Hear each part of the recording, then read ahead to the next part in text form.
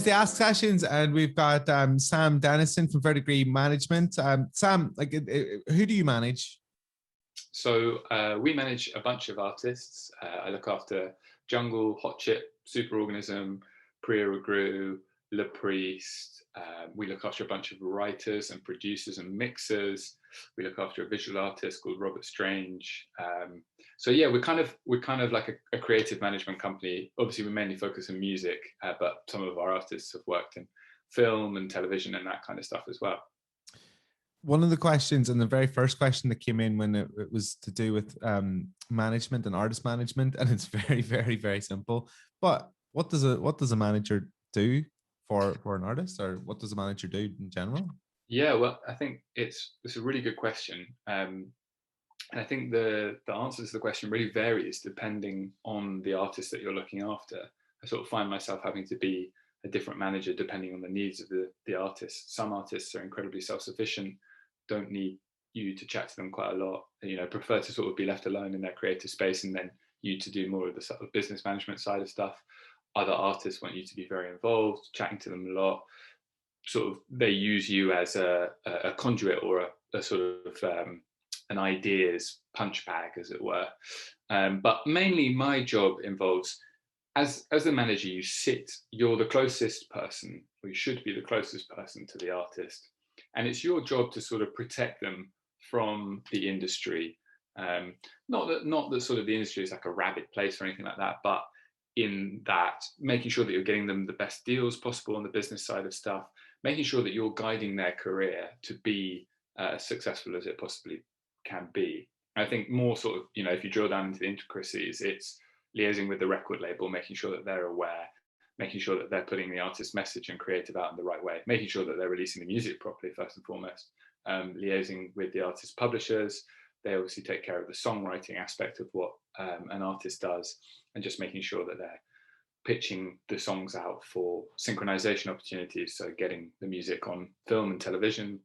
It's liaising with the booking agent, planning the tours, making sure that the artist is in the right territory at the right time to promote the record, talking to the radio plugger whose responsibility it is to get the artist on the radio, talking to DSPs, which is now a big part of the job, making sure that artists are getting as much exposure on, say, the Spotify, Apple, Deezers, which now comes through playlisting.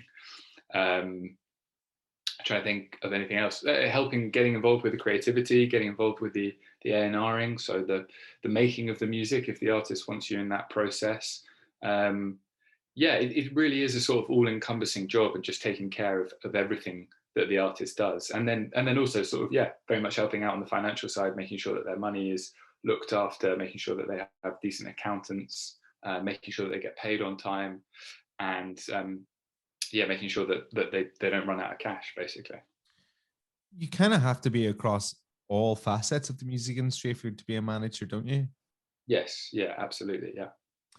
And how does like a commission work with a manager? Like a lot of people, myself included, back when I was just starting in the music industry, when I was playing in bands, I used to think that like you had to pay the manager at the front of things and go like, okay, now their job is to look after me, but that's not the way it is it?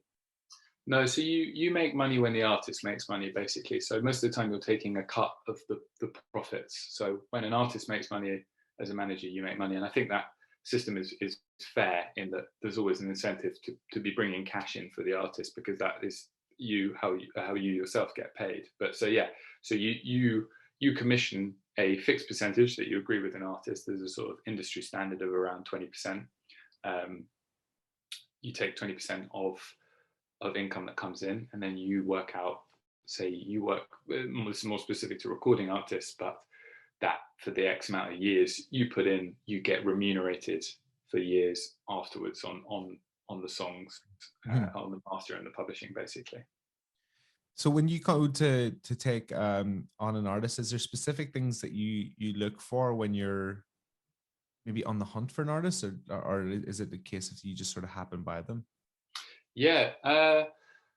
What do I think individuality is really, really important amidst the sea of content that is the internet.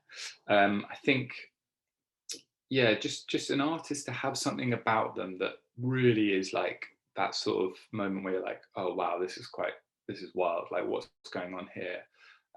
Be that through the visuals, obviously the songwriting has to be absolutely top notch, but yeah, just that sort of sensation that you're looking at something very special, very unique. It doesn't really matter if the artist is like fully formed, and I think there's so much pressure on artists now to be like directors, and where the artist says, "Oh, I make all my own videos and I do all of that." Blah blah blah. That doesn't really interest me particularly. It's more about the song. It's about the songs and having something very unique about the music. Obviously, if an artist can do all those things and they have like a very clear visual idea, that's fantastic. But um, I feel like there's been this weird pressure on artists of late to be these multifaceted creatives when actually being a great songwriter is really the key to this industry, I think. I mean, yeah, that effectively, like this is what I like. Anytime I chat to anybody about like what people are looking for, it just needs to be good music. I mean, like that it's really the planet that everything else orbits around, isn't it? Absolutely, yeah, yeah. Um, there's the old thing, and I've seen this actually happen, and you think maybe in modern times it doesn't really happen as much, but when when you get a manager, does that mean you don't have to work as hard? No, not at all. I think getting a manager is a great starting point, but there's still a hell of a lot of work to do. And I think it's kind of like view it as being on the start of the F1 grid. Like you've managed to actually get your car in the starting lineup, but you've still got 60 laps to go or so. So I think it's a great start.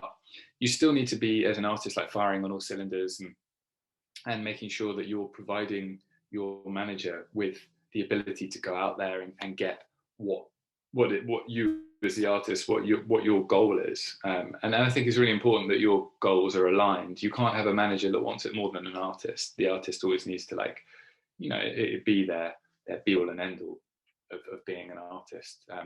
But no, I think the hard work just begins when you get a manager. It's a great start, but it's by no means the finish. And it's the same with signing a recording deal. Again, that's really when it's great to get. It's a huge achievement to sign a recording deal with like a big indie or anyone really, as long as they've sort of got a decent infrastructure around them.